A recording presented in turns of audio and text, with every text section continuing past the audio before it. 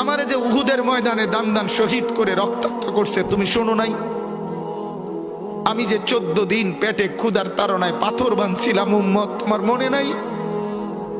একবারও শোনো নাই আমার ক্ষুধার কষ্ট, আমার পিঠের ব্যথা, আমার দাঁতের ব্যথা, আমার কাঁধে 2টা কড়া ঢুকে গেছে উম্মত।